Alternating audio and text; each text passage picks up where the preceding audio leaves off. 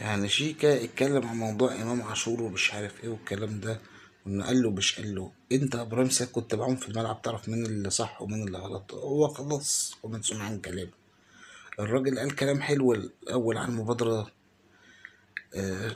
كان في نص الحلقة الصلح بين الشيبي وحسين الشحات، والأول الكلام كلام حلو عن فلسطين، وقال لك مباراة السوبر يعني الريع هيروح اسمه استغفر الله العظيم يا رب نسيت.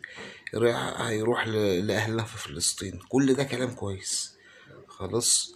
وقال بقى كلام متعلق بالجماهير والكلام ده، انت تتفق تختلف تمام، بس النقد يكون في حدود. لكن بقى ابراهيم سعيد الباشا طلع يقول لك اصل ده ملك اللقطة، اصل هو عايش على اللي هو بياخد اللقطة، اصل هو قال هارب، اصل هو مش عارف لولا الحاجات دي ما كانش قاعد في الزمالك لحد دلوقتي. ده كلام ناس عاقلة ولا واحد شبح طاجي قاعد على النص؟ يا ابراهيم سعيد احترم